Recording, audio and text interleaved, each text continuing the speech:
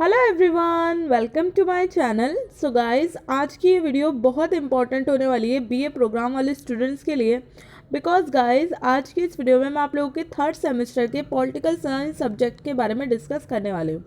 सो guys, आज की इस वीडियो में मैं आप लोगों को एक इंपॉर्टेंट टॉपिक कवर कराने वाली हूँ जो कि बहुत बहुत बहुत ज़्यादा ज़रूरी है आप लोगों के एग्ज़ाम के लिए। एंड गाइस, आज की इस वीडियो में जो टॉपिक मैं आपको कवर करा रही हूँ वो 101% आप लोगों के एग्ज़ाम में आएगा ही आएगा।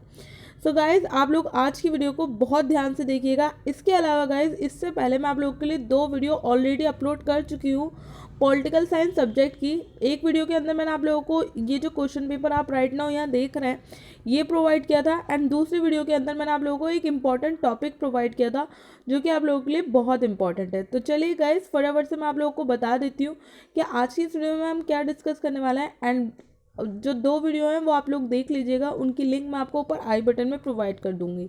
तो चलिए गाइस, फटाफट से हम डिस्कस करना स्टार्ट करते हैं। सो बेसिकली गाइस, आज की इस वीडियो में हम जो चीज़ डिस्कस करने वाले हैं वो हम करने वाले हैं तुलनात्मक राजनीति के बारे में।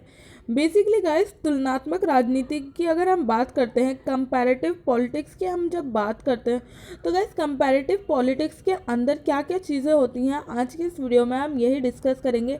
एंड आज की इस वीडियो में हम कंपैरेटिव पॉलिटिक्स यानी कि तुलनात्मक राजनीति की प्रकृति यानी कि नेचर के बारे में डिस्कस करने वाले कि बेसिकली तुलनात्मक राजनीति का नेचर किस तरह का होता है। गाइज, इससे पहले मैंने जो वीडियो आप लोगों को प्रोवाइड की थी उसके अंदर मैंने आप लोगों को तुलनात्मक राजनीति की डेफिनेशन और एक इंट्रोडक्शन बताया था। तो गाइज, वो वीडियो ज़रूर देख लीजिएगा, बहुत इंपॉर्टेंट है आप सभी के लिए। आप लोगों को वो वीडियो चैनल के ऊपर भी मिल जाएगी एंड मैं भी उसकी लिंक आप लोगों को ऊपर आई बटन में प्रोवाइड कर दूंगी। सो गाइज, आज की इस वीडियो में हम तुलनात्मक राजनीति के नेचर के बारे में डिस्कस करने वाले हैं कि बेसिकली तुलनात्मक राजनीति की प्रकृति कैसी होती है। सो गाइज, चलिए फटाफट से 1 बाय 1 करके हम सारे पॉइंट्स को डिस्कस करना शुरू करते हैं। तुलनात्मक राजनीति की प्रकृति। आज तुलनात्मक राजनीति एक स्वतंत्र विषय के रूप में अपना स्थान प्राप्त कर चुकी है। प्राचीन काल में तुलनात्मक राजनीति का संबंध केवल विभिन्न सरकारों की तुलना मात्र से ही माना जाता था, परंतु अरस्तु ने वैज्ञानिक पद्धति का आरंभ करके तुलनात्मक अध्ययन को नई दिशा देने का प्रयास किया। उसके बाद हेरोडोटस ने भी तुलनात्मक राजनीति का विकास किया, लेकिन उनका अध्ययन केवल राजनीतिक संस्थानों, उनके ढांचे, सरकार तक ही सीमित रहा। द्वितीय विश्व युद्ध के बाद तुलनात्मक राजनीति की प्रकृति में काफ़ी बदलाव आया। अब इसमें राजनीतिक संस्थानों के ढांचे व कार्यों के साथ साथ गैर राजनीतिक समुदायों तथा निजी संस्थानों व उनके व्यवहारों का भी अध्ययन आवश्यक हो गया। इसलिए आज तुलनात्मक राजनीति में केवल शासन के ढांचे का ही अध्ययन न करके बल्कि सभी राजनीतिक सिद्धांतों, आदर्शों तथा व्यवहारों का अध्ययन किया जाता है। इसीलिए आज तुलनात्मक राजनीति की प्रकृति भी बदल चुकी है। इसलिए आज तुलनात्मक राजनीति की प्रकृति को लेकर विद्वानों में मतभेद का उभरना भी स्वाभाविक ही है। तुलनात्मक राजनीति की प्रकृति संबंधित 2 मत प्रचलित हैं। सो गाइज, बेसिकली अगर हम तुलनात्मक राजनीति की बात करते हैं, कंपैरेटिव पॉलिटिक्स की जब हम बात करना शुरू करते हैं, सो गाइज, प्राचीन काल में तुलनात्मक राजनीति का मतलब सिर्फ इतना माना जाता था कि जो विभिन्न सरकारें होती हैं उनकी तुलना करना। लेकिन गाइस, जो हमारे एक बहुत बड़े बहुत प्रसिद्ध विद्वान थे अरस्तु, उन्होंने इसको एक वैज्ञानिक पद्धति के रूप में देखा और उन्होंने कहा कि जो तुलनात्मक राजनीति है उसको एक नई दिशा देने का उन्होंने प्रयास किया। तुलनात्मक राजनीति को एक नई दिशा देने के प्रयास में उसके बाद जो एक और विद्वान आए वो थे हेरोडोटस। गाइस, हेरोडोटस एक बहुत मशहूर राजनीतिक विद्वान हैं जिन्होंने तुलनात्मक राजनीति को और भी ज़्यादा आगे बढ़ाया, तुलनात्मक राजनीति के बारे में और भी ज़्यादा स्टडी करना शुरू किया। लेकिन हेरोडोटस के अनुसार तुलनात्मक राजनीति के अंदर हम केवल राजनीतिक संस्थानों, उनके ढांचों और सरकार तक ही सीमित रहते हैं। लेकिन जब द्वितीय विश्व युद्ध हुआ यानी कि सेकेंड वर्ल्ड वॉर हुआ, तो सेकेंड वर्ल्ड वॉर के बाद तुलनात्मक राजनीति की प्रकृति में बदलाव आया। अब ये बदलाव ये था कि इसके अंदर अब राजनीतिक संस्थानों के ढांचे के साथ साथ गैर राजनीतिक संस्थानों के ढांचे और समुदाय तथा निजी संस्थानों के व्यवहारों के बारे में भी अध्ययन किया जाने लगा। और इस तरह से तुलनात्मक राजनीति के अंदर अब न केवल राजनीतिक शासन के ढांचे का अध्ययन होता था, बल्कि जो गैर राजनीतिक सिद्धांत थे, आदर्श थे, व्यवहार थे, उनका भी अध्ययन किया जाने लगा। तो इसलिए गाइस, जब हम आज के समय में तुलनात्मक राजनीति की बात करते हैं तो आज के समय में तुलनात्मक राजनीति का स्वरूप बहुत ज़्यादा बदल गया है। उसके अंदर अलग अलग चीज़ें आ गई हैं, बहुत सारी चीज़ों का अध्ययन आ गया है। तो इसलिए गाइस, जो विभिन्न विभिन्न विद्वान हैं उनके जो मतभेद होने लगे हैं तुलनात्मक राजनीति को लेकर, उनके बीच में मतभेद होते हैं, क्योंकि कुछ लोगों का मानना ये है कि तुलनात्मक राजनीति के अंदर हमें केवल राजनीतिक यानी कि हमें केवल सरकारी संस्थानों का अध्ययन करना चाहिए, लेकिन कुछ विद्वानों का मानना ये है कि तुलनात्मक राजनीति के अंदर हमें राजनीति से रिलेटेड जितने भी हमारे अलग अलग पॉइंट्स हैं उन सभी के बारे में डिस्कस करना चाहिए। सो गाइस, इस तरह से आप लोगों को इस पॉइंट को ध्यान रखना है। मैंने आप लोगों को बिल्कुल सिंपल लैंग्वेज में समझाने की कोशिश की है। आई एम श्योर गाइस आप लोगों को अच्छे से क्लियर हो गया होगा। चलिए गाइस, हम फटाफट से हमारे नेक्स्ट पॉइंट की तरफ बढ़ते हैं। सो बेसिकली गाइस, जब हम तुलनात्मक राजनीति की बात करते हैं और उसके अध्ययन की बात करते हैं, उसके नेचर की बात करते हैं, सो गाइस नेचर को समझने के लिए तुलनात्मक राजनीति के हमारे पास दो मत हैं। अब हम इन दोनों मतों को वन बाय वन करके डिस्कस करेंगे और देखेंगे कि कौन सा मत बहुत इंपॉर्टेंट है तुलनात्मक राजनीति के लिए, यानी कि कंपैरेटिव पॉलिटिक्स के लिए। सो गाइस, चलिए फटाफट से हम देखते हैं हमारे दोनों पॉइंट्स को। सो गाइस, सबसे पहला मत जो दिया जाता है तुलनात्मक राजनीति से रिलेटेड, वो है हमारा तुलनात्मक राजनीति एक लंबतामक या अनुलंबतामक तुलनात्मक अध्ययन, यानी कि comparative politics is a vertical comparative study. So guys, इस पॉइंट की अगर हम बात करते हैं तो गाइज इस पॉइंट के अंदर क्या बताया जाता है उसको देखेंगे। बेसिकली गाइज ये पॉइंट थोड़ा सा पुराना है, इसके अंदर जो थोड़े से पुराने थिंकर्स हैं उनके बारे में बताया जाता है। और जब हम बात करते हैं हमारे सेकंड पॉइंट की, तो सेकंड पॉइंट है हमारा तुलनात्मक राजनीति का अनुप्रास्थ या क्षैतिज तुलनात्मक अध्ययन, यानी कि comparative politics is a horizontal comparative study. So guys, आप लोगों को दोनों ही पॉइंट को मैं अच्छे से एक्सप्लेन करूँगी ताकि गाइज आप लोगों को बिल्कुल भी प्रॉब्लम ना हो, क्योंकि गाइज हो सकता है कि आपके एग्जाम में क्वेश्चन थोड़ा सा घुमाकर पूछ लिया जाए। हो सकता है आपसे ये पूछ लिया जाए कि तुलनात्मक राजनीति के अनुप्रास या क्षैतिज तुलनात्मक अध्ययन के बारे में हमें बताइए, या फिर आपसे ये भी पूछा जा सकता है कि तुलनात्मक राजनीति के लंबतामक अध्ययन के बारे में हमें बताइए। तो गाइस, आप लोगों से इन दोनों पॉइंट्स के बारे में पूछा जा सकता है, पॉइंट नंबर फर्स्ट के बारे में भी और पॉइंट नंबर सेकंड के बारे में भी। तो गाइस, आप लोगों को दोनों पॉइंट्स को ध्यान में रखना है एंड अच्छे से समझना है। तो चलिए गाइस, हम फटाफट से हमारे पॉइंट फर्स्ट के साथ स्टार्ट करते हैं। तो गाइस, हमारा पॉइंट फर्स्ट है लंबतामक तुलनात्मक अध्ययन के रूप में। सो गाइस, जब हम लंबतामक तुलनात्मक अध्ययन के बारे में बात करते हैं तो इस धारणा के समर्थकों का मानना है कि तुलनात्मक राजनीति एक ही देश में विभिन्न स्तरों पर स्थापित सरकारों और इनके प्रभावित करने वाले राजनीतिक व्यवहारों का तुलनात्मक विश्लेषण है।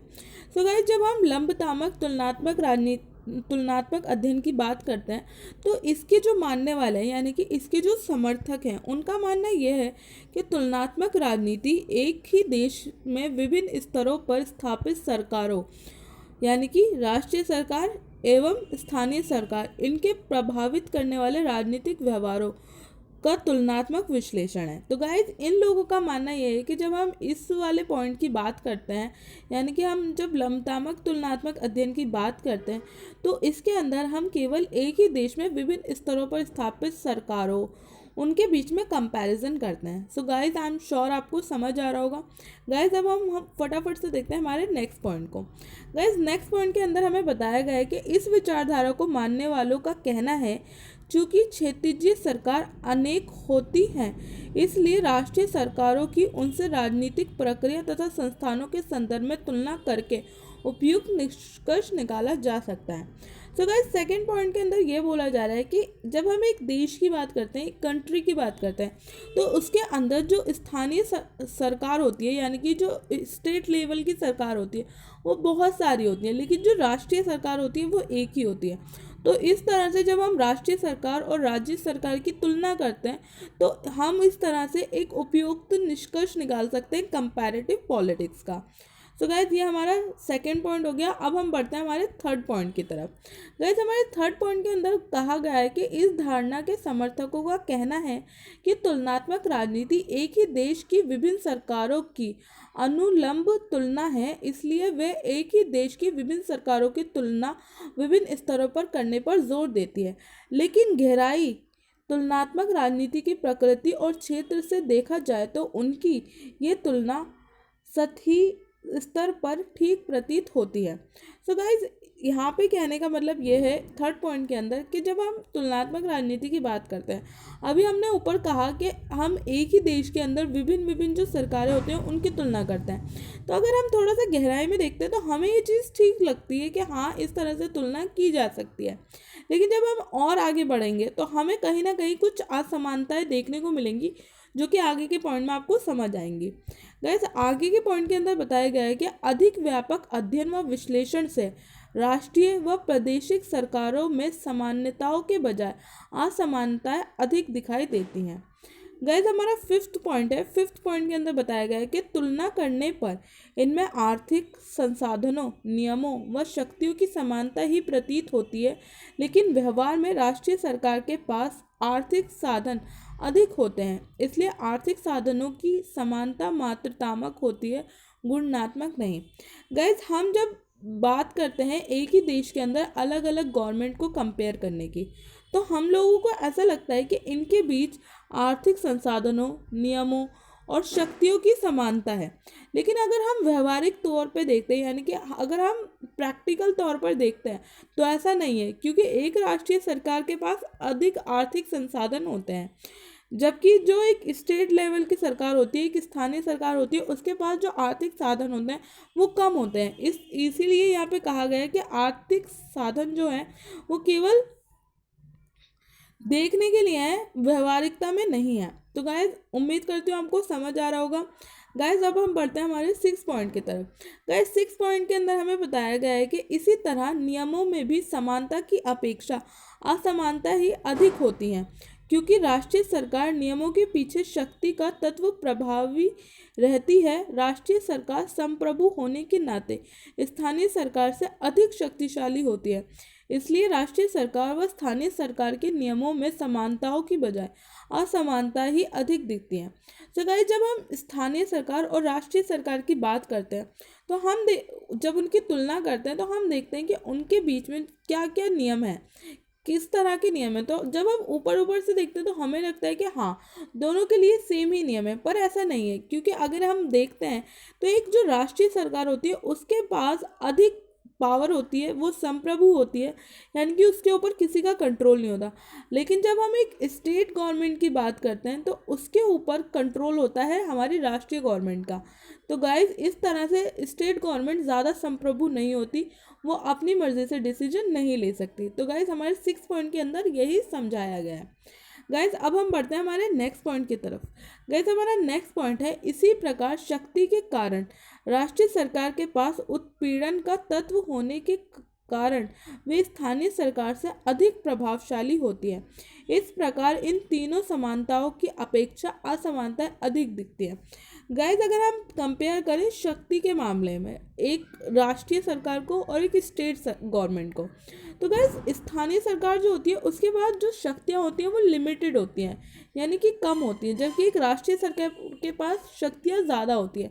अगर हम बात करते हैं हमारे इंडिया के अंदर अगर हम देखते हैं तो जो केंद्र सरकार है वो अधिक पावरफुल है, लेकिन वहीं पर अगर हम एक राज्य सरकार को देखते हैं तो उसके ऊपर बहुत सारी बंदिशें हैं, बहुत सारी चीज़ों को उसको करने की परमिशन नहीं है। तो गाइज़ इस तरह से आप लोगों को इस पॉइंट को भी ध्यान रखना है। गाइज़ हम बढ़ते हैं हमारे नेक्स्ट पॉइंट की तरफ, जो कि हमारा पॉइंट नंबर 8।